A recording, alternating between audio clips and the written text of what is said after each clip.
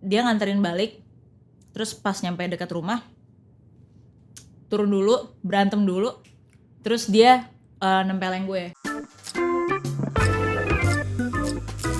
Curcel, tempatnya curhat para selebriti soal mental health. What's up yo, ketemu lagi sama gua Jared Lim, your Indonesian mental health advocate. Nah, hari ini itu adalah episode Curcel gua yang kedua, Curcol Seleb. Nah, hari ini bintang tamu kita nih spesial banget. Dia ini teman gua dan juga guru vokal gua. Bintang tamu kita hari ini adalah Gue harus nyebutin nama diri gue sendiri ya. KB, yeay, ada gue, yeay. Ya, KB ini Indonesian Idol 2021 ya. 2021. Bilang aja special season gitu. Cinta datang dan bertatap. Gitu. Tarik sis. Special season ya. Dan dia masuk 13 besar dan bisa dibilang dia salah satu queen of riffs and runs di Indo gitu loh. That's deep. Alright. Okay, that's deep. Hari ini kita mau bahas apa nih, Kay? Hari ini kemarin gue dapet kisi-kisi dari lo, kalau nggak salah kita mau bahas mengenai percintaan gitu ya. Tapi kayak lebih spesifik ya, nggak cuman bahas percintaan in general, tapi kayak lebih mengarah ke hubungan toksik gitu ya. Ya nggak sih? Sure. Ya. Coba cerita dikit deh. Apa pengalaman yang lu punya? Waduh. Nih tanpa basa-basi banget ya anaknya, mohon Iya. maaf. Mohon maaf. Ini nih Langsung kayak straightforward baru masuk detik ke 63 kayaknya. Udah langsung to the point. Buka Kan itu yang trauma gue Anda. penasaran. Itu yang gue penasaran dari lu. Oh iya. Oke, kita buka ya trauma saya ya. Siap. Makan dulu. Makan dulu biar nggak stres. Nah, sebenarnya gini, ASMR dikit ya. Nggak deng, udah lembek. Jadi gini, nah gitu. Menurut lo gimana Jar kalau misal kayak gitu? Hah? Anjing. Si anjing yang lagi orang.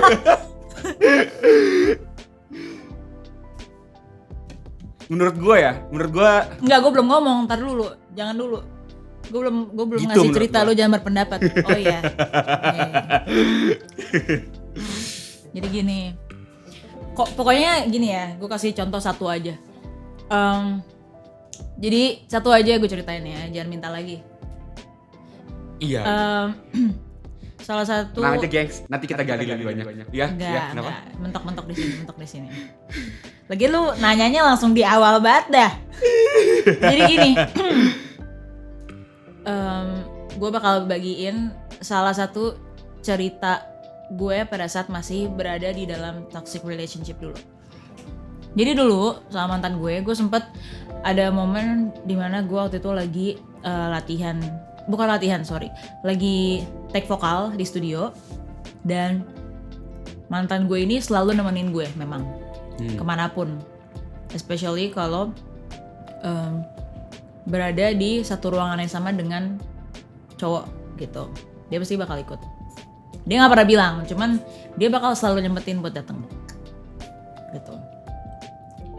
Nah, hari itu pas gue lagi take vokal di studio itu, pokoknya project yang udah berjalan selama 3 bulan lah, dan selalu setiap minggu pasti gue harus take vokal di studio.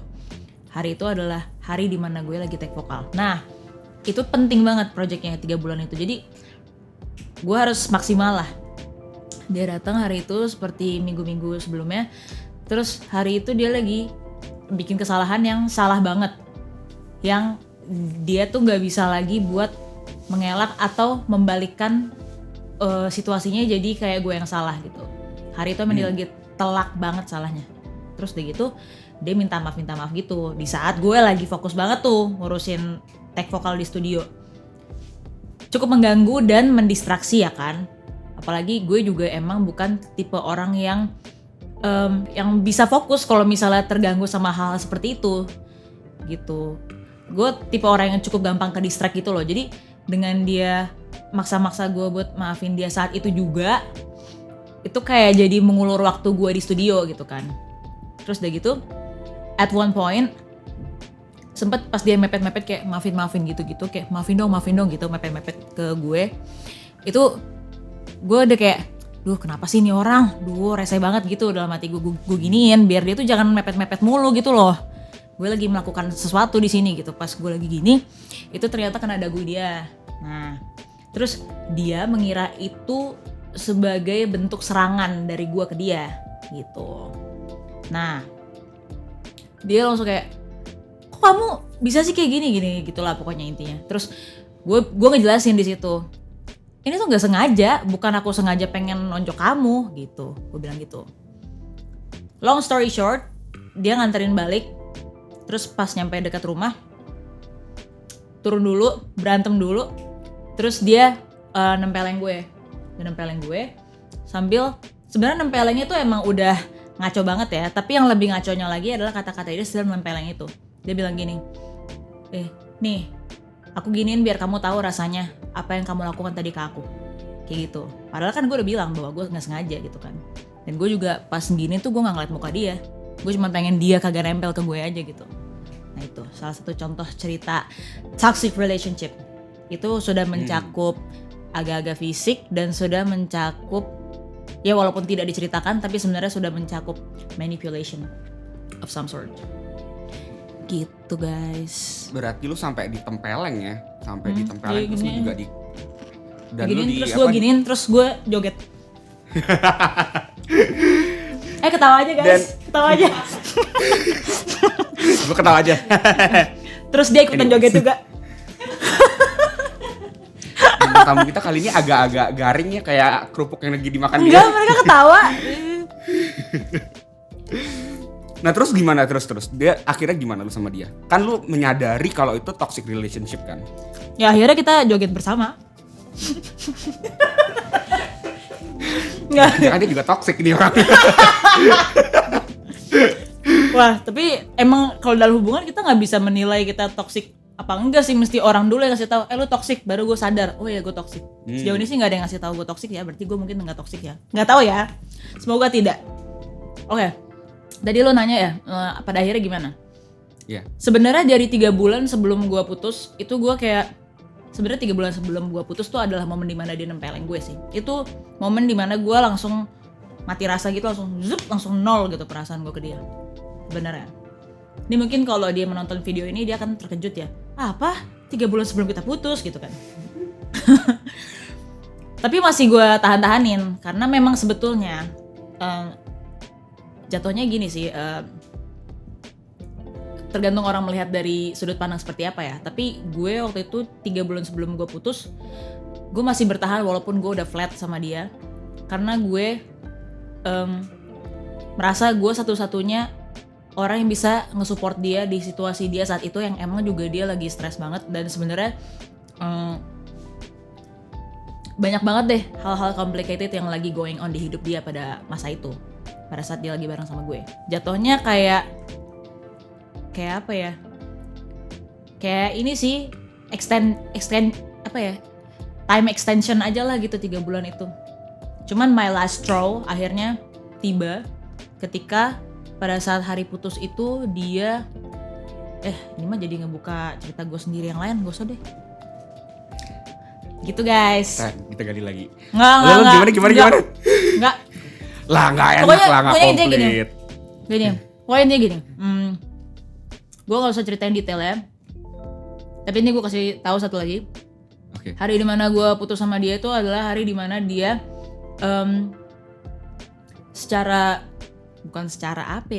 adalah hari dimana dia mempermalukan gue di depan orang banyak dengan teriak gitu, kayak verbal abuse. Nah di situ abis dia verbal abuse ya gue bilang kita putus aja gitu. Itu udah last straw banget soalnya. Ini kalau misalnya gue masih lanjut sama dia, gak menjamin minggu depan gue kagak bakal kena pukul sih. Wallahualam, mana ada yang tahu ya kan ya. Udah gue di situ bilang kita putus aja gitu. Apa yang membuat lu kenapa? Berani?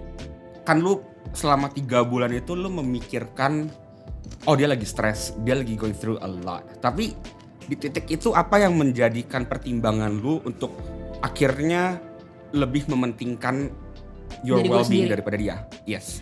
Apa titik Karena dia mempermalukan gue di depan orang.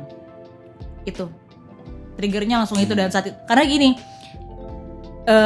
dia bukan baru sekali 2 kali melakukan hal-hal yang membuat gue merasa tidak nyaman di dalam hubungan gue dengan dia gitu. Tapi finalnya memang di hari itu, gara-gara tindakan dia itu. Gue cuman selama 3 bulan itu tuh, selama time extension period itu 3 bulan gue cuma nunggu timing yang tepat. Kayak gue lagi mencari apa nih hal parah yang membuat gue bener-bener yakin gue harus cabut. Karena sebenarnya dari 3 bulan itu pun gue udah pengen cabut gitu. Berarti lu menyadari kan kayak sebenarnya banyak toxic relationship termasuk lu itu dimana orang sebenarnya udah ngerasa gak nyaman, tapi at the same time mereka tuh antara nggak berani cabut atau nggak mau cabut dari hubungan itu. Iya. Gantung ya. Dan kalau dari diri lu karena lu memikirkan dia, di satu sisi lu masih memikirkan dia, dan di sisi lain kira-kira apa yang menurut lu membuat lu masih bertahan waktu itu selama 3 bulan? Jadi nggak berhenti menahan gitu? Nggak berhenti menahan. Itu lagu belum rilis, gue nggak tahu deh kapan rilisnya nih ya. Aduh. Tadi apa pertanyaannya? Gue jadi salah fokus sama lagu single gue yang belum rilis itu. Jadi apa yang membuat lu bertahan? Membuat lu bertahan. Selain karena memang lu memikirkan kayak dia tuh lagi stres. Yang membuat gue tetap bertahan selama 3 bulan itu. Yes. Selain karena gue memikirkan kondisi dia yang emang sebenarnya waktu itu lagi parah-parahnya. Apalagi ya yang membuat gue bertahan saat itu? Oh, karena gini. Mungkin di masa itu gue pun kayak agak-agak semi kecuci kali ya otaknya. Karena kan maksudnya dia juga sering memutarbalikkan situasi ketika kita lagi berantem, sehingga akhirnya fokusnya jadi ke gue dan gue gitu. Salah lo gini. Padahal sebenarnya ya awalnya gue yang pengen speak up duluan mengenai dia gitu. Ujung-ujungnya jadi gue yang terus di situ gue selalu, karena udah pusing banget sama perdebatan yang tidak ada ujungnya, karena dia akan selalu berusaha untuk mencari topik lain untuk disalahkan, sehingga akhirnya gue mengiyakan, ya udah iya gitu. Terus pada akhirnya ya topik yang pengen gue bahas tadinya soal dia jadi nggak kesentuh, karena akhirnya semuanya baliknya ke gue gitu. Nah intinya adalah mungkin di masa 3 bulan itu gue tahu bahwa kayaknya gue itu bener, tapi ada kayaknya gitu. Jadi kayak agak-agak semi kecuci otaknya gitu loh, karena gue pun karena sering di manipulate kayak gitu, gue jadi bertanya-tanya juga, apa iya ya gue gak bener, apa sebenarnya gue emang salah ya kayak gitu-gitu. Tapi di situ di momen itu gue pun masih rada kuat di otak gue kayak ngelawan gitu. Enggak, jadi pokoknya kayak perdebatan di otak gue lah tiap kali kita lagi berantem tuh kayak enggak, lo tuh nggak salah karena lo gini-gini. Tapi gue juga berusaha buat menerima kata-kata dia, karena gue pun gak mungkin di hati kecil gue tuh kayak gue nggak pengen dia lebih stres dari yang udah dia alamin saat itu gitu mungkin. Jadi kayak ya udah I take the blame, walaupun gue juga nggak rela gitu deh. Berarti lu ada mempertanyakan juga ya, kayaknya gue memang yang salah gitu. Dia memanipulasi lu tanda kutip hingga membuat lu mempertanyakan realita itu. Iya. Berarti itu masuk gaslighting dong. Ya gaslighting. Gaslighting tuh kayak cabangnya manipulasi gitu nggak sih? Atau? Yes, jadi manipulasi kan banyak jenis-jenisnya. Ada emotional blackmail. Blackmail tuh kayak misalnya kalau lu putus sama gue bakal bunuh diri. Gini. Oh iya. Gitu. Terus gaslighting kan. Terus ada yang namanya guilt tripping. Guilt trip itu kayak misalnya bikin gue ngerasa bersalah gitu. Iya, yang kayak tadi lu bilang. Jadi sebenarnya kayak dari contoh lu aja kita udah bisa menemukan at least 2 kan. At least ya 2, 1 guilt tripping, 1 gaslighting gitu. Dan akhirnya, dan itu memang susah buat lu untuk keluar dari hubungan itu sampai 3 bulan gitu. Karena lu mempertanyakan itu semua, dan juga memang lu memikirkan kan dia kan, untuk dianya yang lagi stres dan going through a lot gitu. Tapi faktor utamanya bukan karena gue mempertanyakan gue salah apa enggak sih. Faktor utamanya tetap karena gue bener-bener concerned sama apa yang bakal terjadi kalau misalnya gue putus sama dia. Concerned sama dia gitu. Bukan karena dia mengancam juga, tapi karena gue ngebaca gelagatnya, nih kayak gue mesti nemenin dia dulu nih gitu. Nah, habis itu kan lu waktu itu tadi lu bilang kalau lu sempat ngobrol, lu kayak berkali-kali ngobrol sama dia dan dia itu selalu kayak membantah itu kan, being defensive kan. Yeah. Lu bisa kasih contoh-contohnya gak sih ke netizen kayak gimana sih being defensive yang bersifat toxic? Soalnya I'd rather not remember anything about it gitu loh. Apa ya? Contoh defensif berarti maksudnya orang yang toksiknya ini nge-defend kelakuannya sendiri gitu ya? Iya, kayak kalimat-kalimat apa sih yang contoh-contoh kalimat toksiknya dia gitu loh? Atau manipulatif gitu? Biasanya sih gini sebenarnya, kayak misalnya kita lagi berusaha untuk menyampaikan saran dan kritik, kamu tuh jangan gini gitu. Terus nanti bentuk defensifnya mungkin salah satunya bisa kayak gini, tapi kan kamu waktu itu gini-gini, keluar gitu. Terus pas kita lagi mendengarkan, dia bakalan langsung tambahkan lagi dengan hal-hal lainnya buat dia ucapin, yang akhirnya malah nggak jadi bahas dia, jadi bahas gue kayak gitu. Berarti ada dua kan, satu dia melenceng dari topik, which is dia mencari topik lain untuk menutupi topik utama dia, dan yang kedua adalah dengan kata-kata tapi, jadi kayak dia mencari kesalahan lu dan menyerang lu yang dari sisi yang lainnya gitu. Iya. Ngerti. Gitu. Berarti itu toxic sih, dan itu memang ada namanya juga. Namanya apa ya? Gue lupa. Oke. Apa fallacy gitu? Ad hominem fallacy. Ad hominem, tau gak? Ini sebenarnya tapi Ad hominem. istilah yang biasa dipakai dalam dunia debat kan ya? Ad hominem, Ad hominem fallacy. ya. Yep, sama red herring fallacy. Kan lu tau kan ikan red herring? Ya mereka berenang searah semua, tapi ada satu yang berenangnya lawan arah gitu loh. Oh. Gitu. Red herring. Ikan herring. Red herring Yeah. ya. Red herring Gitu. fallacy. Kalau ad hominem tuh berarti yang tadi gue bilang kayak dia Nggak nyambung. mencari, nggak nyambung gitu Nggak ya. nyambung ya. Nah itu tuh juga jenis-jenis salah satu jenis atau bentuk kalimat manipulatif dari seseorang gitu. Jadi kalau kalian melihat sign-sign seperti itu, kalian harus berhati-hati dalam hubungan itu. Dan nah kan berarti lu udah mengalami physical abuse kan?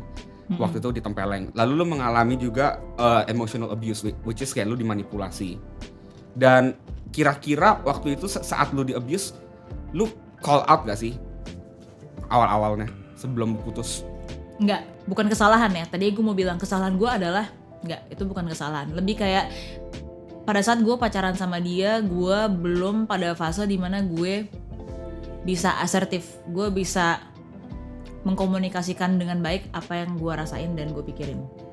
Pada saat gue pacaran sama dia dulu gue nggak kayak gitu. Dan itu mungkin yang menjadi salah satu titik kelemahan gue, sehingga pada saat gue berusaha buat speak up jadinya balik ke gue lagi gitu. Berarti sebenarnya juga ada faktor sumbangsih dari elunya nggak bisa speak up pada saat itu gitu ya? Karena gue terlalu banyak pertimbangan buat berbicara pada saat itu. Kalau saat itu, kalau lu mengkilas balik gitu ya, biasanya kalau orang yang dalam toxic relationship itu pertimbangannya apa aja sih? Kayak dalam saat mereka mau call out someone, padahal kan kita tahu kan sebenarnya kalau sebuah tindakan toxic ya kita harus call out mereka gitu. Tapi apa pertimbangan-pertimbangan yang muncul saat itu? Apakah lu takut diserang sama dia atau apa? Gue pada saat dia ngomong gini, gue udah berusaha menebak kalau gue ngomong gini dia bakal ngomong gini, dan kalau dia ngomong gitu gue bakal ngomong gini, dan pada saat gue ngomong gini dia bakal ngomong gitu. Jadi kayak gue udah langsung menebak satu rangkaian dialog gitu loh. Itu kalau gue skenario gitu ya. Ya, tapi pada akhirnya pasti setiap kali gue berpikir cepat ujung-ujungnya bakalan gue lagi yang salah. Jadi gue kayak udahlah, bodo amat, udahlah gini-gini aja gitu. Terus tahu bakalan kayak gitu juga. Gitu. Dan mungkin itu juga faktor kenapa gue memilih buat terlalu mengkalkulasi kata-kata gue adalah karena gue sendiri juga gak yakin gue mau tahu apa resultnya kalau gue berusaha untuk eksekusi apa yang gue sebenarnya pengen katakan. Gitu. Gue gak yakin hasilnya bakal sesuai dengan yang gue mau. Kalau ternyata malah gue dipukul misalnya atau gue diapain gitu. Berarti ada ketakutan juga ya? Iya. Ketakutan dipukul, ketakutan kayak sesuatu terjadi nggak sesuai ekspektasi lu gitu lah. Iya. Masuk akal sih. Dan gue rasa itu juga banyak terjadi di orang-orang, nggak cuma lu gitu. Dimana mereka punya ketakutan, kayak kalau mereka call that out, mungkin bisa jadi awkward, kayak, aduh. Karena sebenarnya kalau menurut gue orang in relationship itu zona nyaman loh. Itu di zona nyaman mereka, dan saat mereka berpikir untuk calling out the partner, regardless dari status mereka saat itu, mereka pasti ada ketakutan untuk keluar dari zona nyaman itu. Gimana kalau setelah ini kita jadi berantem, ntar jadi putus, dan kadang-kadang kita juga berpikir tentang diri kita sendiri gitu. Kalau misalnya gue putus, hidup kita bakal gimana ya? Karena kita pasti akan going through changes gitu. Dan changes make us stress in general. Gue dulu mikir gitu tuh. Cuman sekarang gue mikir kayak kalau lebih ke realistis aja sih. Jadi tolok ukur gue sekarang kalau dalam hubungan, gue bakal coba call out kalau ada sesuatu yang emang perlu di call out gitu. Dan dari momen sebelum gue call out itu gue udah bakal legowo. Jadi kalau ternyata bisa diterima dengan baik, berarti kita masih lanjut. Berarti emang dia masih punya cara berkomunikasi yang baik sama gue. Kalau ternyata enggak, iya nggak apa-apa. Sedih sih bakalan ada gitu, tapi lebih baik gue sedih sekarang daripada gue sedih plus stres nanti gitu. Gitu sih. Berarti itu titik balik lu ya sekarang ya, kayak itu salah satu paradigm lu sekarang gitu ya. Jadi instead of lu berpikir kayak lu akan sedih saat ini, lu juga berpikir bahwa mendingan sekarang sedih tapi juga ke depannya tuh nggak stres gitu. Yeah, jadi kayak lu memikirkan long term ya. Iya, karena maksudnya gue juga ya, gue baca dari mana ya? Kayak dari lo deh. Gue lupa lo yang pernah bilang atau gue pernah baca di mana gitu. Ya perasaan itu cuman apa ya, reaksi kimia dalam tubuh, dan pada akhirnya apapun perasaan yang ada di tubuh lo itu bakalan hilang juga. Lo senang nanti juga hilang, lo sedih nanti juga hilang, lo marah juga nanti hilang gitu. Ya udah, nanti kalau gue nangis ya mungkin seminggu ke depan gue udah biasa lagi gitu. Itu konten gue sih. Ya emang konten gue laku banget gitu ya, guys. Oke. Well, tapi itu masalah satu yang selalu gue tekanin ke netizen sih. Itu kayak hampir setiap minggu gue ngepost story ataupun feed, gue pasti mengatakan itu kayak emotion is just like a wave. Yeah, it's just fleeting. Ya, datang dan pergi gitu loh. Jadi nggak ada emosi yang permanen.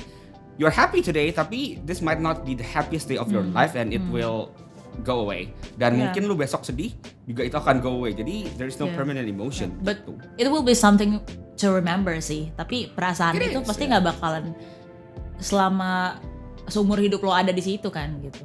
Tapi ya emang itu akan menjadi memori aja gitu. Betul. Dan tadi lu mengatakan legowo, itu tuh gue suka banget karena berarti lu menerima gitu. Itu yang gue baru bikin konten tentang radical acceptance. Lu bisa menerima termasuk emosi lu gitu. Dan itu salah satu skill yang baik banget sih untuk orang-orang yang ada di toxic relationship gitu. Karena kan mereka sebenarnya takut keluar dari comfort zone itu dan takut untuk mengalami changes itu. Dan mereka kenapa mereka takut mengalami changes? Karena mereka takut akan mengalami emosi-emosi negatif itu. Iya, benar-benar. Gitu. Dan sekarang kalau lu udah, menurut lu apakah lu udah lebih bisa call out kalau misalnya dalam toxic relationship? Kan sekarang ini kan lu juga ada relationship gitu kan? Enak nih chipsnya. Atau mau gue yang buka? Emang lo tahu, gue belum cerita sama lo ya. Ya udah yang sedikit khas yang tentang breadcrumbing kan juga bisa. Ya menurut lu hubungan itu toxic gak sih yang breadcrumbing? Enggak sih. Maksudnya kayak kalau menurut gue itu bukan toxic tapi tapi ini kayak netizen mungkin ada yang nggak tahu kali ya definisinya breadcrumbing tuh apa gitu. Iya. Gimana Makanya lu ya? ceritain dulu gimana? Coba lu kasih contoh. Ntar lu kasih definisinya dulu dong. gue mendefinisikan dengan cara gue menyimpulkan cerita lu gitu. Ya udah, berarti cerita dulu di akhir ya, baru kesimpulannya ada gitu ya. Iya, kan kalimat lu pernah belajar bahasa Indonesia kan ada kalimat induktif, kalimat Betul, deduktif kan. ya betul. Nah, gue mencoba meninduksi ini gitu. Lu Baik, membuat lu iya. penjabaran. Oh. Jadi Sebut aja namanya kejadian gitu ya. aduh ini inside jokes banget sih. Aduh. Sorry guys. Gimana? Kalian emang baiknya roaming. Kalau kalian nggak roaming, ntar gue yang panik. Jadi gini,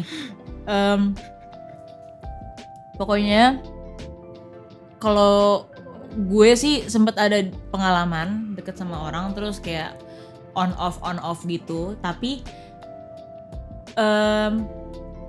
mungkin sebenarnya gini ya. Ini mungkin sudut pandang gue tuh udah bias mungkin, atau mungkin karena memang menurut gue ya karena gue tahu ceritanya si orang ini jadinya ya memang kompleks dan personal banget lah gitu dari sudut pandang gue ya. Mungkin ini bisa dibilang seperti breadcrumbing karena memang on off dan kayak terkesan dia nggak mau tapi dia ngumpanin supaya gue tetap ngekor dia gitu. Kayak gimana sih, kayak anak bebek dikasih roti gitu. Ya itu makanya namanya breadcrumbing guys. Kayak dikasih umpan tapi ditinggalin. Tapi gimana caranya walaupun lu kagak gerak ngapa-ngapain, kagak kerja, tapi lu tetap ada yang kepancing. Nah gitu dah. Kayak pelet kan berarti ya? Iya. Gitu. Jadi ya sebenarnya memang bisa dibilang seperti itu. Tapi kalau dari gue pribadi, mungkin gue menilainya lebih kayak dia sendiri tidak tahu dia tuh yakin sama dirinya sendiri apa enggak. Kayak maksudnya kalau dari gue ngelihatnya, mungkin dia juga nggak tahu apakah dia sudah berada dalam kapasitas yang cukup untuk berada dalam suatu hubungan. Tapi gue tahu bahwa dia suka sama gue tahu itu gitu, karena ya udah sama-sama tahu gitulah fasenya, udah di fase sama-sama tahu. Makanya itu juga yang membuat gue nggak bisa menilai itu seperti breadcrumbing, walaupun memang ya tindakannya ya bisa dikategorikan seperti breadcrumbing gitu. Oke. Make sense sih. Dan lu kan punya pandangan sendiri terhadap karena lu udah lebih tahu hidupnya dia dan lu melihat itu sebagai lu bisa mengempati lah, lu bisa mengempathize that person gitu.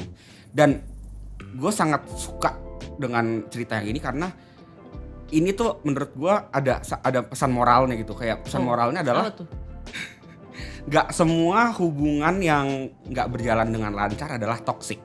Kan kita tahu anak-anak Jaksel terutama Gen Z dikit-dikit kalau udah nggak cocok pasti gitu. Toxic banget sih. Habis toxic banget, gue perlu ke Bali nih, gue perlu healing gitu. Aduh jadi pengen ke Bali, Akhirnya ke Bali tiap minggu gitu. Tiap minggu izin sama bosnya, perlu healing dulu ya. Pergi Sabtu pulang Minggu ya. Iya. Gara-gara misalnya ada nih kayak salah satu teman gue lah. Kayak jadi si cewek ini ngajakin cowoknya pergi makan. Oke. Karena terus kayak kan cowoknya nggak bisa, lagi sibuk. Terus langsung dibilang, aduh cowok gue toxic banget sih. Lah. Jadi sebenarnya kan toxic itu nggak seperti itu gitu loh. Dan dari cerita lu kita bisa menyimpulkan kan, ngerti nggak sih? Kayak nggak selalu toxic. Orang tuh kayaknya udah keseringan pakai kata toxic untuk segala macem deh. Sampai akhirnya toxic tuh jadi kehilangan konteks yang sebenarnya gitu loh. Nah, bener. Jadi menurut lu toxic itu apa? Kalau dari definisi lu? Toxic itu menurut gue adalah sesuatu yang kalau misalnya dibiarkan terus-menerus itu akan meracuni diri sendiri.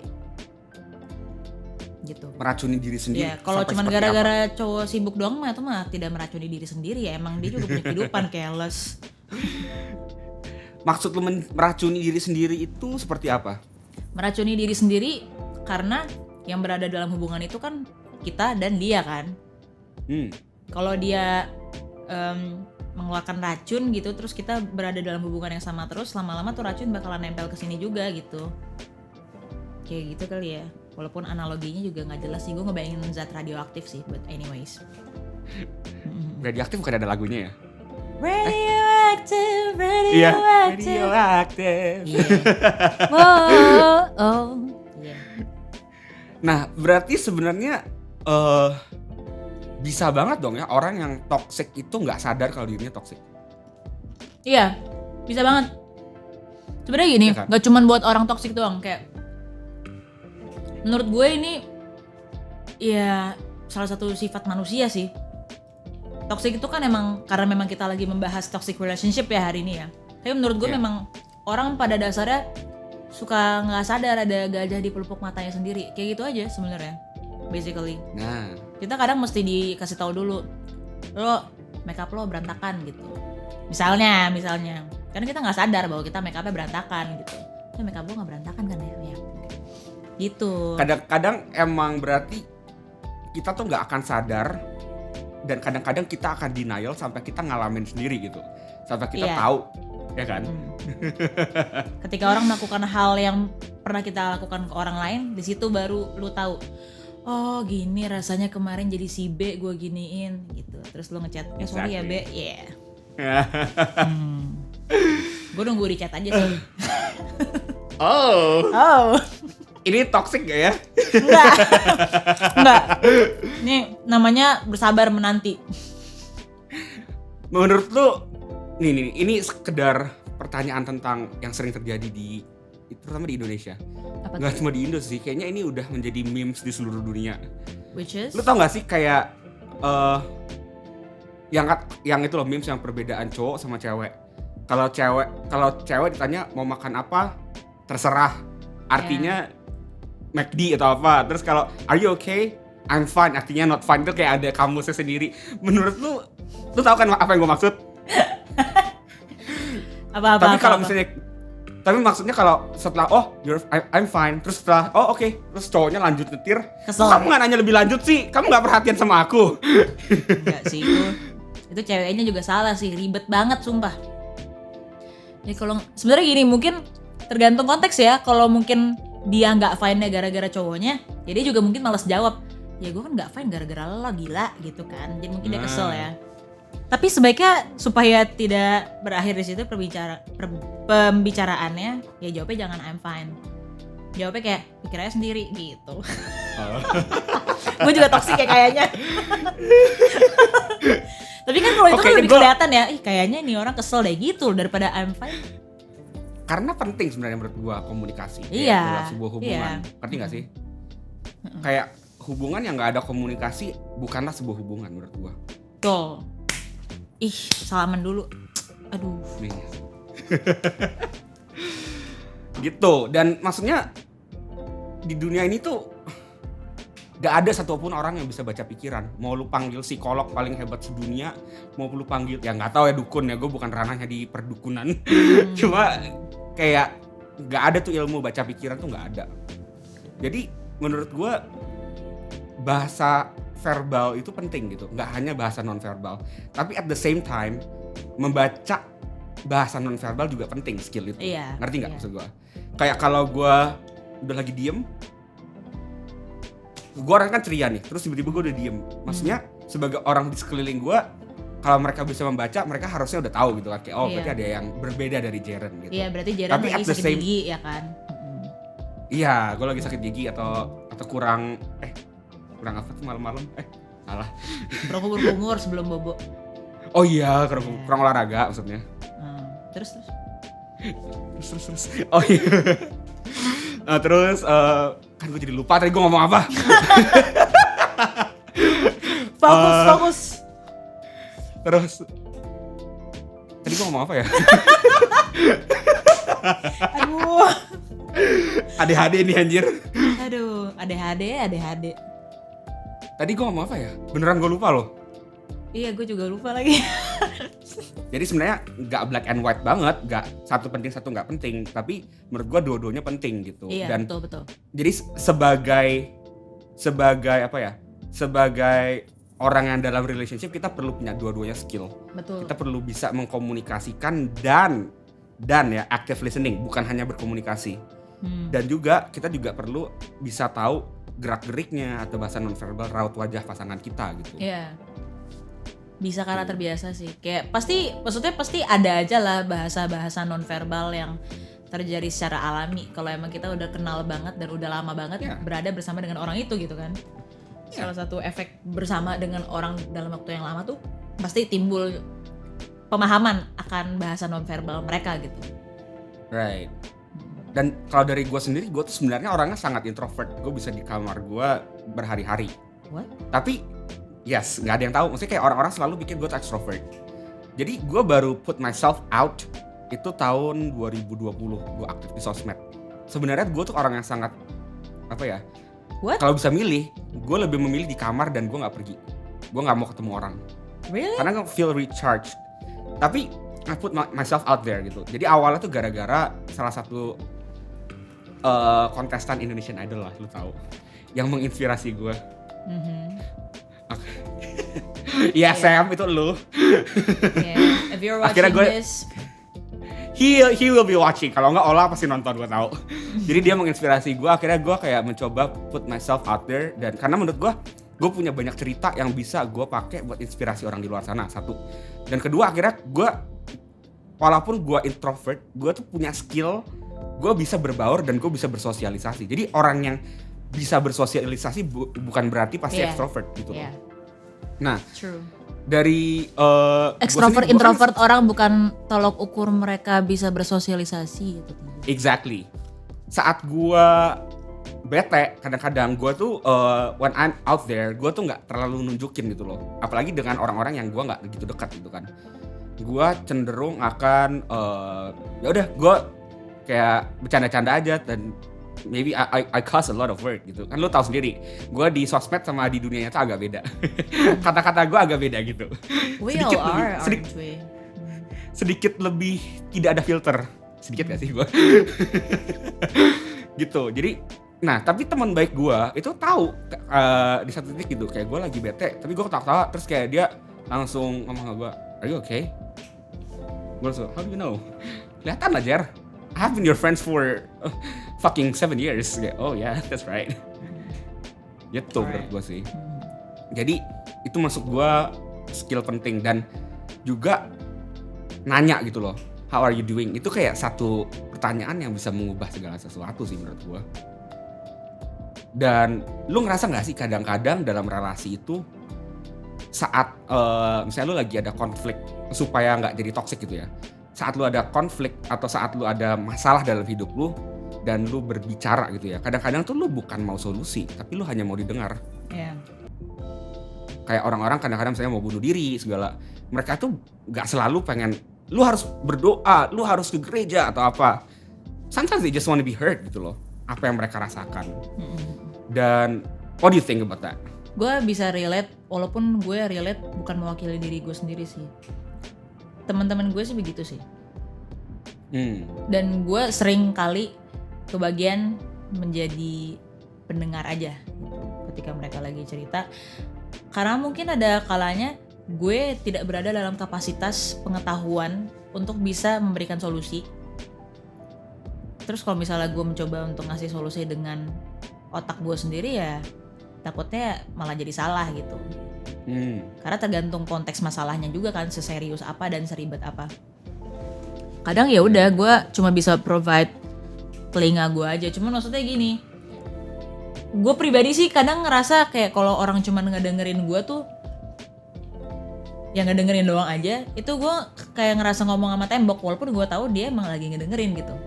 Jadi mungkin kayak sebagai bentuk bukti bahwa gue ngedengerin lo kok, itu jadinya ya kayak gue berusaha berempati aja sama apa yang dia ucapin, apa yang dia rasain. Terus gue bisa say it back kayak, ya mungkin rasanya ketika lo diginiin tuh bakal gini-gini banget ya. Di situ gue bukan ngasih solusi, gue cuman kayak, iya gue ngerti kok perasaan lo gitu. Walaupun gue memang tidak mengalami apa yang dia alami gitu, cuman dengan gue menunjukkan bahwa gue ngerti perasaan dia bakal ngerasa kayak didengerin. Right. Gitu sih masuk sebenarnya. Akal sih. Jadi sebenarnya bagian penting dari mendengarkan adalah berempati sebenarnya menurut gue. Exactly, itu ada banget di psikologi kayak empathic listening, active Iya, apa listening. gue dan jadi psikolog aja ya, Jer? Iya ya, lu yang jadi host aja deh. Iya. Jadi gimana, Jaren? Ada yang mau ceritain mungkin hari ini? Ada masalah mungkin? Gue di ghosting. Ya, Sorry. aduh. Jangan itu lain kali. Tunggu gue tenar dulu, kalau enggak percuma juga orang nggak mau denger cerita gue anjing. Di siapa Jeren? Bye, tutup. Nah, tadi kan kita udah bahas toxic relationship, terutama dalam hubungan gitu ya, hubungan bisa dibilang uranic atau romantic relationship. Menurut lu? Uranic and platonic. Platonic tuh kayak friendship. Oh, uranic tuh romantic. Iya. Oh, I just knew. I was 2 years old when I found out. Nah, menurut lu kalau lu sendiri gimana? Apakah lu ada pengalaman dalam platonic relationship yang bersifat toxic atau family, orang tua yang toxic atau apapun itu? Platonic relationship yang toxic. Kayak teman-teman yang toxic gitu. Gue nggak cut off hubungan gue dengan orang ini. Tapi maksudnya ya gue nggak kontak orang ini either gitu. Kalau toksiknya sih lebih karena waktu itu ada momen dimana dia itu salah sangka dan gue langsung minta maaf biar reda dulu. Terus udah gitu setelah gue pikir-pikir lagi lah ini yang salah bukan gue gitu. Terus gue bilang ke dia, terus dia kayak nganggap itu nggak penting gitu loh. Dan itu waktu itu ngobrolnya bukan secara langsung. Sehingga akhirnya pada saat gue ketemu sama dia, gue bahas lagi secara langsung. Dan dia berusaha, dan dia tuh ngasih excuse. Pada saat gue call it out, dia ngasih excuse sehingga maksudnya dia berharap tuh gue bisa memahami dia gitu loh. Sedangkan excuse yang dia kasih sendiri itu sebenarnya nggak nyambung sama permasalahannya. Jadi di situ gue males. Karena di momen itu sebenarnya yang gue pengen denger cuman dia bilang dia salah aja. Dia bilang iya maaf ya gitu. Sesimpel itu. Dia nggak bilang, dan instead of saying that they are sorry, they want me to understand their position gitu. Dan itu untuk masalah yang menurut gue cukup nyebelin. Jadi ketika dia nggak bilang maaf dan nggak merasa salah, ya gue di situ udah males sama dia. Gitu. Sampai sekarang kalau ketemu ya masih ngobrol. Ada juga momen dimana gue ngerasa kayak kangen juga ya gue ngobrol sama nih orang. Tapi gue udah males. Walaupun gue kangen, gue tahu gue kangen ngobrol sama dia, kangen dengan pertemanan gue dan dia, tapi kayak nggak usah lah, segini aja juga nggak apa-apa gitu. Gini-gini doang aja juga nggak apa-apa, nggak harus sahabatan banget. Gini juga cukup. Gitu. Menurut lu gimana kita bisa membedakan ya orang yang benar-benar merasa nggak bersalah, dalam arti mereka punya argumen, dan orang-orang yang mencari excuse untuk nyerang lo karena mereka gengsi misalnya. Kan ada gimana cara ngebedainnya? Iya. Cara ngebedain orang yang nyari excuse sama orang yang beneran memang karena dia merasa dia nggak salah gitu. Oh, kalau dia emang ngerasa maksudnya gini. Kita juga kalau lagi bersosialisasi dengan orang yang memang harus mawas diri juga kan. Mungkin orang kalau egonya gede banget, mungkin mereka kayak nggak mau membuka pikiran mereka sama sekali pada kemungkinan bahwa ya siapa tahu gue juga ternyata salah gitu kan. Tapi kan kalau misalnya kita emang orang yang berusaha tetap mawas diri dalam bersosialisasi, kalau emang kita ngerasa orang itu salah ya kita juga harus mencerna lagi, kitanya juga punya salah nggak gitu. Nah biasanya kalau menurut gue cara ngebedainnya adalah kalau ini orang emang benar-benar nggak salah, gue bakal berusaha cari kesalahan di gue. Kalau nggak ada kesalahan di gue ya berarti emang dia salah gitu. Gue sih patokannya sih gitu sebenarnya. Berarti penting banget menurut lu untuk refleksi diri gitu ya. Iya. Dalam satu hubungan gak cuma kita point out seberapa mungkin toksiknya pasangan Iya. kita. Karena atau kalau misalnya kita kesalahan. nggak mawas diri, ya kita yang toxic. Exactly. Itu yang kayaknya pengen gue tekankan adalah kadang-kadang bisa jadi kita yang toksik, bukan pasangan kita. Atau orang di sekeliling kita, nggak harus pasangan ya, bisa orang tua, bisa Iya. temen gitu. Karena yang bikin sulit itu adalah menyadari ketika ternyata gue juga salah gitu. Mungkin tengsin, mungkin takut dicemooh, takut dimarahin, takut lu juga tadi udah marahin gue gini-gini. Tapi maksudnya ya namanya juga manusia, nggak apa-apa kali salah gitu. Mau reaksi dia kayak gimana juga, maksudnya itu bagian dari pendewasaan diri. Mau reaksi orang itu kayak gimana, yang penting kita udah nggak ngeribetin situasi dulu, kita come clean aja, gue salah, gue gini, kalau emang kita salah gitu. Dengan cara itulah kita menghindari menjadi pribadi yang toksik gitu buat orang lain. Bener sih, gue setuju banget sih kayak gitu. Nice. By the way, alasan gue ngundang lu untuk membicarakan soal toxic relationship karena gue ngerasa lu itu sangat relate dengan itu. Kenapa? Karena lu baru mengeluarkan single All Is Over, which is tentang toxic relationship kan. Toxic relationship, yes, that's true. Nah. That's right. Kasih tahu dikit dong ke netizen, itu lagunya kayak tentang apa sih? Gue juga nggak tahu jujur. Itu gue cuma tau kayak KDRT ya. Bener gini, All Is Over itu kan single perdana gue dan sekaligus merupakan single kolaborasi gue. Jadi sebenarnya menginisiasi project ini adalah produser yang namanya CVX. Nah, dia membuat All Is Over ini menjadi ada gitu. Gue sama CVX itu pada hari workshop memang kita cerita-cerita aja, curhat-curhatan mengenai percintaan. Lalu dari cerita-cerita yang kita kumpulkan selama sesi curhat itulah muncul ide gimana kalau kita bikin lagu dengan tema toxic relationship aja. Tapi konteksnya di All Is Over ini, orang yang menyanyikan lagu ini siapapun itu, mereka dalam posisi yang udah sadar gitu, kayak gak, gue udah harus cabut nih dari situasi toxic ini gitu. Jadi emang di All Is Over ini kayak fase kesel dan emosi karena sudah sadar gitu. Ketika lu sadar dan lu baru tahu ternyata lu selama ini mengalami perlakuan yang tidak baik, di gaslight, di manipulate, dikasarin apa segala macem, itu kan pasti lu kayak ketika sadar lu kayak ngerasa, hah, gue diginiin gitu ya kan, pasti kesel kan. Jadi memang di All Is Over itu akan terasa, kalau kalian baca liriknya itu akan terasa kekesalannya di situ. Terus di All Is Over itu juga memang pada saat chorusnya, especially di chorusnya itu udah statement kayak, ini semua udah ngaco banget, lo udah bikin gua mati rasa, kita udahan aja gitu. Keren sih menurut gue.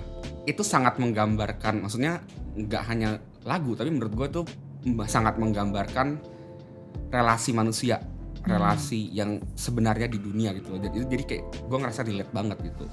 Membuat itu sangat relate sih. Dan juga lu baru mau ngeluarin single kan, Berhenti Menahan. Single kedua gue kali ini. Kalau yang nih ya kalau All Is Over itu tentang toxic relationship, kalau Berhenti Menahan ini sebenarnya gue bingung ya kalau disuruh ceritain Berhenti Menahan ini tentang apa, karena gue sendiri belum memikirkan jawabannya. Soalnya jawabannya cukup kompleks gitu. Kalau misalnya gue kasih tahu, ya jatuhnya jadi kayak interview sih, bukan kayak satu paragraf gitu, jadi panjang gitu, jadi kayak interview, panjang banget. Berhenti Menahan ini single kedua gue, dan kalau single pertama itu berkolaborasi, kali ini single kedua benar-benar gue produksi sendiri gitu. Dari pengalaman gitu ya? Iya betul, dari pengalaman tentunya. Betul. Karena pada dasarnya karya yang bisa sampai di hati adalah karya yang datangnya dari hati. Dari saat lu mengalami itu sampai lu sudah tidak mengalami, masih belum rilis ya? Belum. Betul sekali saudara-saudara. Kapan ya? Aduh. Nggak, jadi gini, Berhenti Menahan ini, sumpah gue lagi berpikir keras gimana cara gue menceritakan ini. Mungkin bisa dibilang Berhenti Menahan ini adalah untuk orang-orang yang gak tahu caranya mencintai. Orang yang udah lupa caranya mencintai gitu ya. Mungkin gak tahu caranya mencintai ini bisa karena udah lupa, atau menolak ingat, atau menghindari untuk mencintai. Intinya lagu ini disampaikan oleh orang yang ingin mencintai seseorang yang lagi tidak mampu mencintai.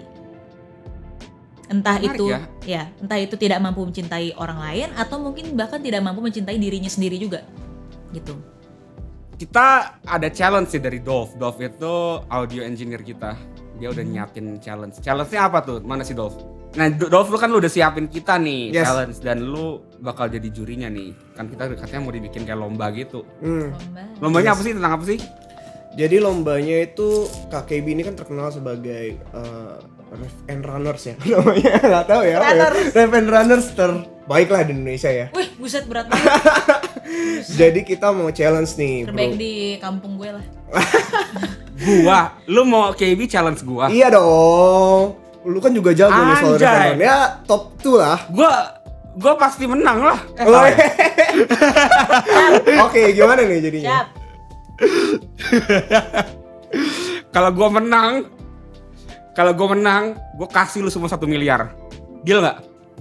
Kalau lu menang, Iya. oke kita menangin. Ngomong kayak gua.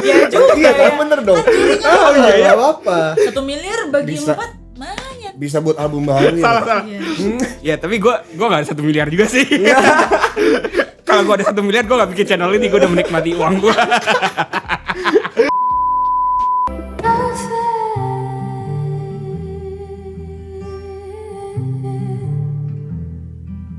You really know how to make me cry when you give me those ocean eyes. Oke, so siapa yang mau mulai pertama? KB. Baru lo. Iya. I swear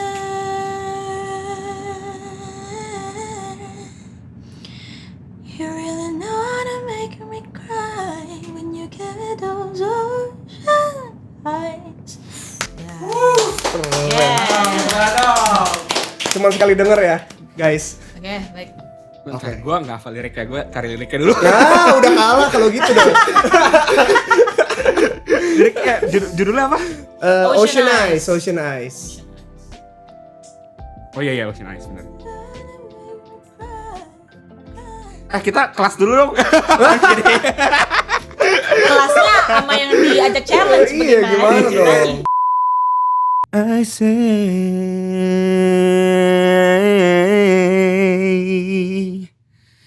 you really know how to make me cry when you give me those ocean eyes. Berat nih ya. So, gue minta maaf dulu buat Bro Jeren, jangan potong gaji gue. Tapi pemenang pertama adalah Kak Iwi. Oke, bentar. Gibran, catetin ya, Dolph potong gajinya.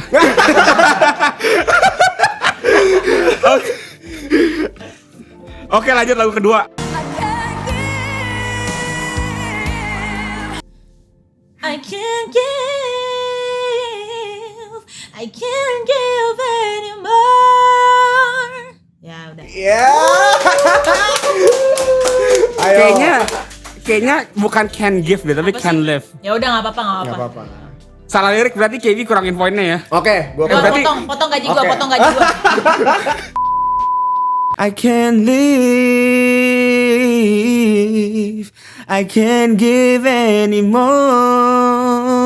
Wow, nice. Oke, ronde ini karena liriknya Itu bener. kayak gerakin sininya kayak, ngerti nggak? Iya.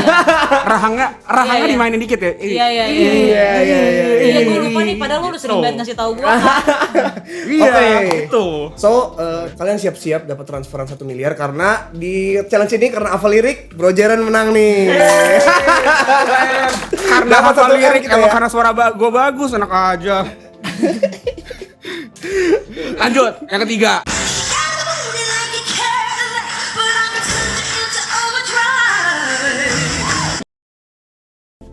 Anjir itu Jessie J. Yeah. Itu mah lagunya KB anjir. Oke, baik kita coba. Oke. Boleh nggak sih dari Jaren dulu sekali-sekali? Boleh. Oke, poinnya satu-satu ya. Ya. She got a booty like a Cadillac, but I can send you into overdrive.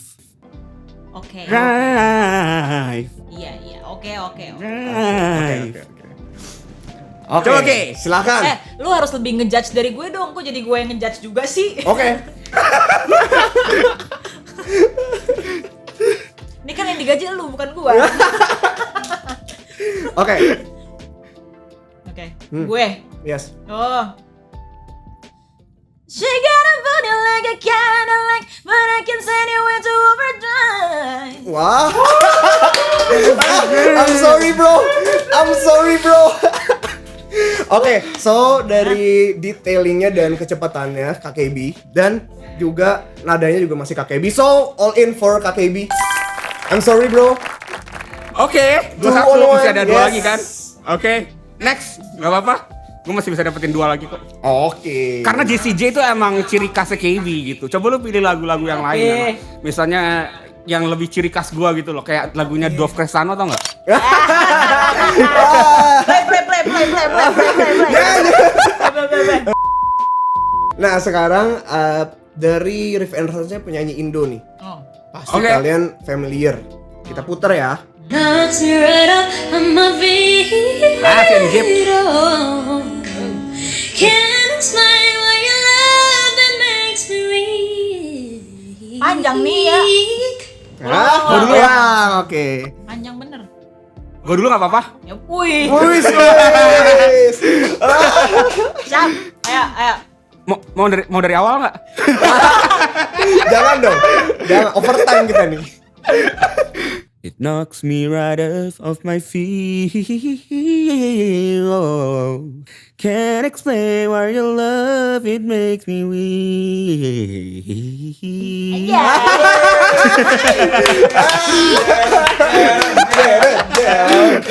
CM loh.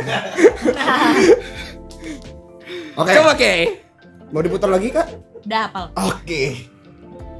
Mau gue ajarin dulu nggak? Ajarinnya apa aja? Gimana? Kemarin lu bilang gimana? Ototnya apa yang digerakin? Ini jadi dikencengin dulu, terus ototnya ini goyang kayak kodok gitu. Oh, Kayak kodok. Kayak kodok ya. Oke. Oh, berarti harus segini ya gedenya ya. Iya. Kayak Dove. Kayak Gibran maksudnya. Oke. Coba ya. Knocks me right off of my feet. No. Can't explain why your love it makes me weak. Wow. Gue sekali lagi. Habis ini gua kira lu bakal menang di kali ini bro Jaren. Tapi sorry, bahkan kayaknya netizen tahu itu perfect banget tadi dari KKB ya. kalau gitu gue sekali lagi tadi karena gue agak keselak dikit. Gak ada. Oke. Wah, gue nggak bisa, gue nggak terima, gue mau petisi sekarang. Jadi gue bakal panggil satu juri lagi. Oh, gimana gitu? kalau gue panggil satu juri lagi? Fair nggak? Masa jurinya cuma satu, Dove doang? Alright, gue kan nggak terima nih. Sekarang gue telepon teman gue ya, Olivia Pardede. Kita lihat siapa yang menang. Itu temen gua. Enak aja teman gue. Temen Lu gua. kan ini. Jangan memperebutkan aku. Aku balas banget matiin. Kita lihat siapa yang bakal menang kali ini. Kita coba sekali lagi deh. Tadi kan cuma Dove kan produser lu. Jadi gue nggak terima. Nggak adil itu. Walaupun gue yang gaji. Nanti potong gaji kalau lu nggak menangin gue ya Dove. Oke, lu dulu sekarang. And it knocks me right up on my feet. No. Can't explain why your love it makes me weak.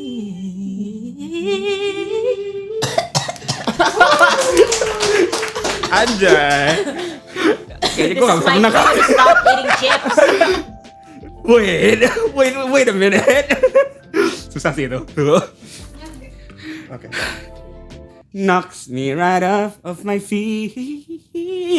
Oh, can't explain why your love it makes me weak.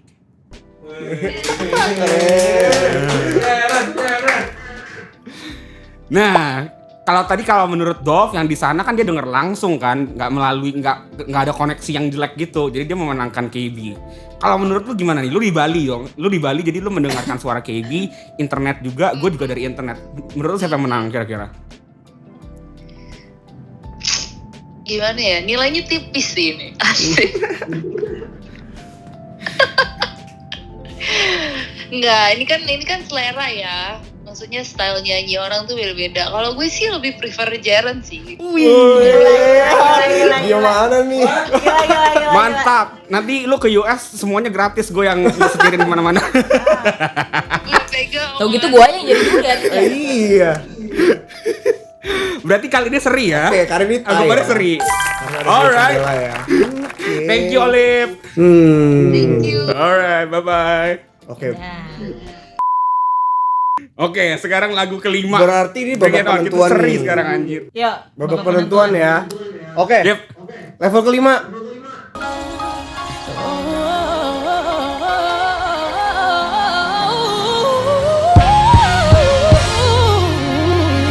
Bye. Bisa, Dok, tolong puterin lagi dong, Oke. 15 kali lagi. Oke. 15 kali, maksudnya 100 kali.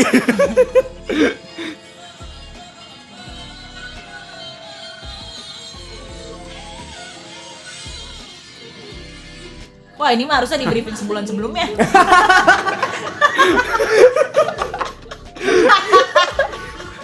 Sumpah. Oke.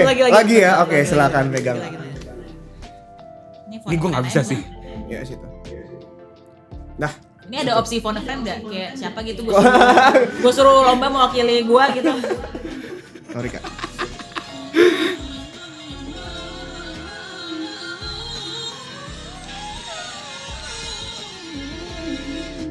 Ya.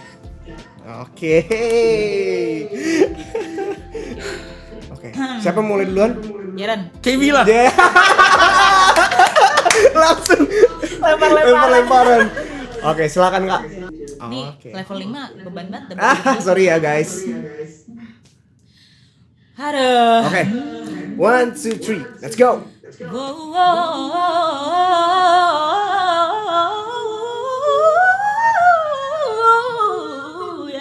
Iya. Keren banget. Keren. Gak tahu pusing Oh, gue. sekali dengar tadi ya Kak ya? Yeah. Ya. Oke, let's go, Bro Jaren. Kita persilahkan waktu dan tempat. Berikan kata sambutan dulu dong. Di Gameboy Muzai. Salah ya? Salah lagu ya? Oke.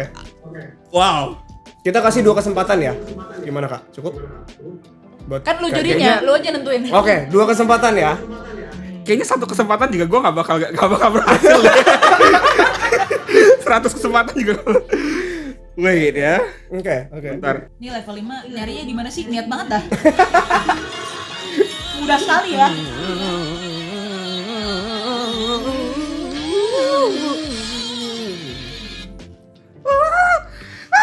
Gue aja nggak nyampe anjing. Di sini ya. Situ aja. Habis deh ngaco banget. Masih banyak Kak, tenang. Justru itu yang gue khawatirin. Oke, gua udah siap. Habis. Malah Gue udah siap.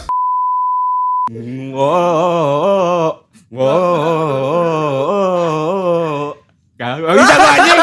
Oke. Dia mah emang kagak mau ngasih lu satu yang Oh makanya gitu ya, sengaja. parah bener, parah. Oke, Gak the kalah winners, iya karena gue gak mau Kak kasih 1 Ibi berarti. Sebenarnya mah gue bisa banget, Kay. Nanti gue ajarin dulu ya Yeah. pas kita private pas nggak di kamera. Oh. Itu tadi tapi susah banget. Itu Anjay. susah, iya. Itu bakal gue kulik lagi sih. Udah kepalang nanggung soalnya, udah kepalang nyobain. Lihat nih, buat yang nonton, Olivia Pardede tadi lu jadi juri, Ziva Magnolia, sama Glenn Samuel, gua tantang lu semua. Woi.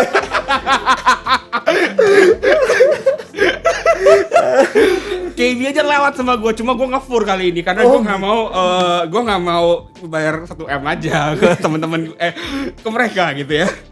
Jadi bisa kita challenge lagi pas lagi gak ada kamera ya, Kay?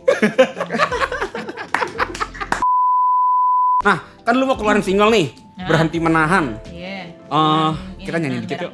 biar kasih sedikit blooper lah ke neti-neti yang udah ngamuk-ngamuk, mana nih sampai tahun jebot nggak keluar-keluar. Iya. Apa sih yang kemarin ada story dari orang Batak itu yang apa katanya gitu. Itu gue ngakak nih. Itu gue sensor loh, soalnya itu kasar banget. Apa kok goblok gitu ya.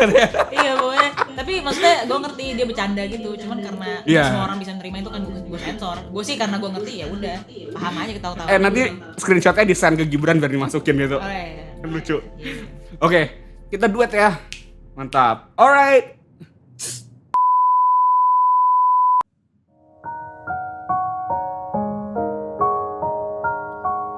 Aku kan berhenti menahan, ku tak akan bisa meminta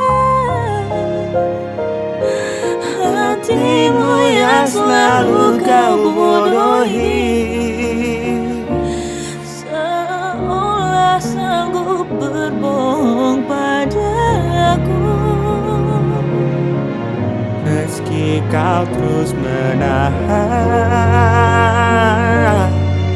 tatapan matamu meminta, hatiku membaca isyaratmu, isyaratmu, isyaratmu.